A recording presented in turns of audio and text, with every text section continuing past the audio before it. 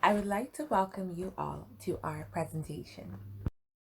The purpose of this presentation and meeting is to discuss the problems that arose in our last management meeting. In this meeting, we are going to discuss our new name for our management function, our objectives, and our three main issues that we need to tackle and resolve together. One of the most important decisions which we can make is that we need to choose a name for our new personnel management, people management function. And we need this name to be representative of how we are going to go forward with the company on the new approach to HR that we are going to use. The more traditional model of HR focused on managers are basically being supervisory and having subordinates, where it was all about following rules and implementing policies and giving guidelines. However, we want to adopt a more agile HR where our employees are valued and they know that they are valued.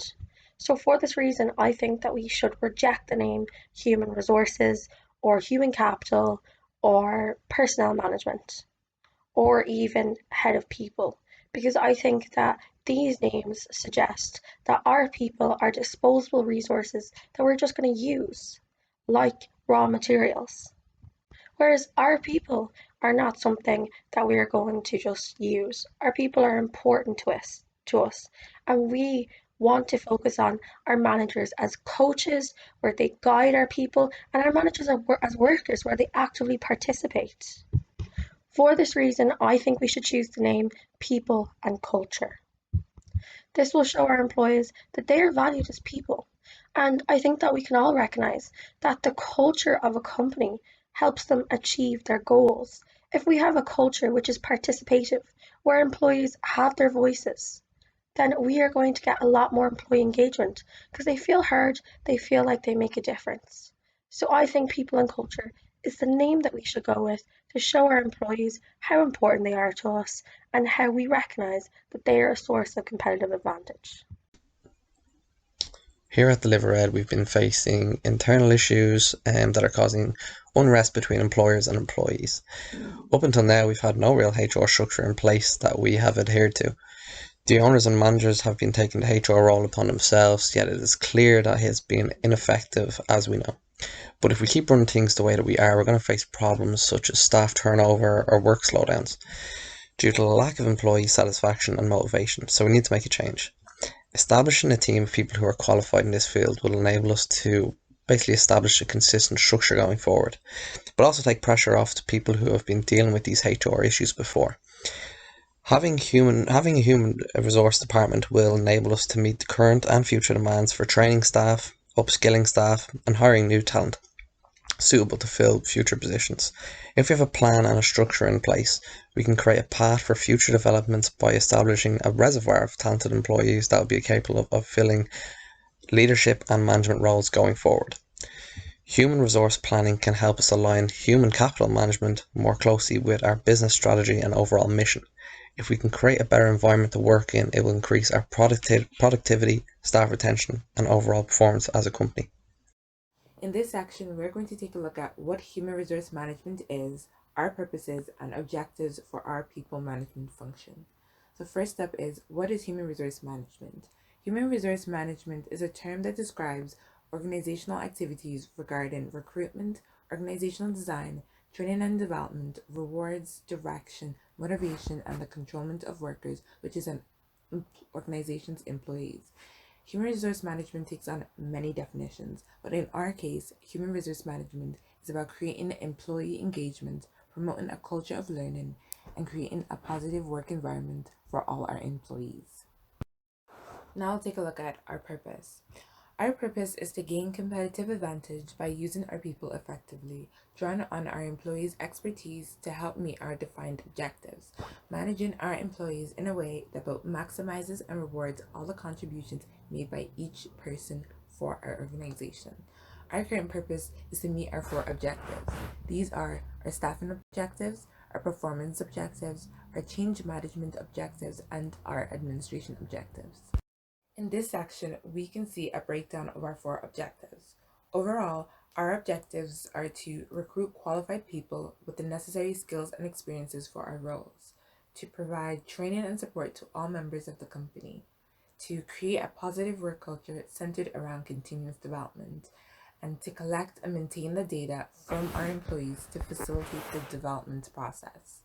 But currently, we haven't met these objectives. Firstly, some of our staff are unqualified. The training that we provide is minimal and localized to different departments. There's also a clear division between best performing employees and other employees. And lastly, some employees receive their information first. This is unfair, and we need to try to combat this as an organization. Now in this slide, I will be discussing the main weaknesses of the current DesignEd people management approach. Of course, with the current people management approach being adopted at DesignEd, there are some positives, but there are also many weaknesses that need to be addressed. The first of which being how trade unions have little acknowledgement of the organization. Another one being ineffective performance management systems, while lack of this being critical, as it's what encourages and motivates employees, and also monitors improvements in performance levels. Another one is the poor employee training.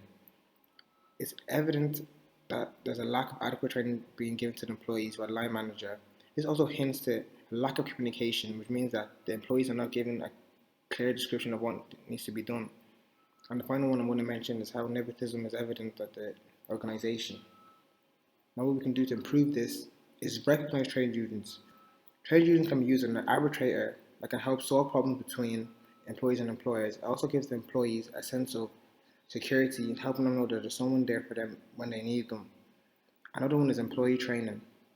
Frequent training days and programs will help maximize performances and help maximize the employee skills. The final one is implementing management systems. Management systems are key as they help monitor the skills, and it helps build the skills and allows for them to be evaluated regularly. It also allows employees to get appraisal when it's deserved. The following topic we want to discuss here with you today is the three main issues of the human resource people management function. So here at DesignEd, we've assessed these issues that we have and prioritised the more important ones that we need to action immediately. So as you know, it's our responsibility as management here to create a working environment that offers fair working conditions, sufficient training and performance management review as well. So the first thing that really stood out to us that we need to address is the lack of training that we provide to our staff. So we basically need to create value for us and our employees. And one way that we've figured out how to do this is to upskill our current employees.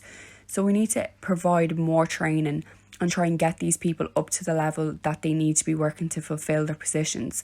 Because ultimately, as a big company, we can't have people that aren't properly qualified if we want to get our employees to cooperate with us and to trust us and have a good working relationship.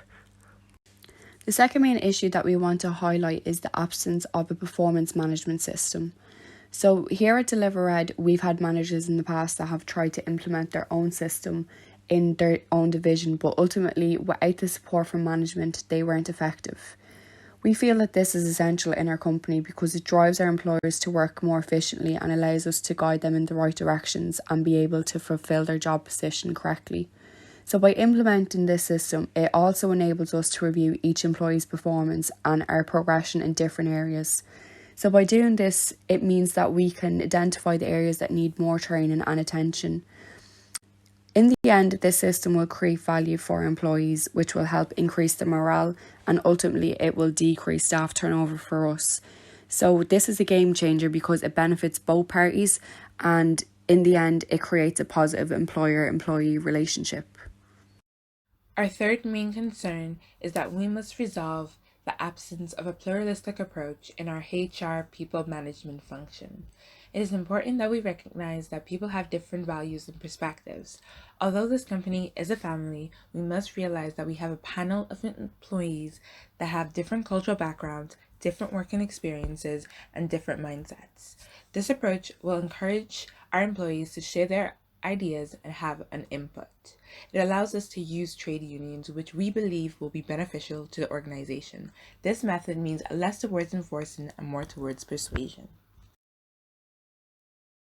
That concludes our presentation for today. So before we leave, we would like to address any questions anyone might have. Thank you.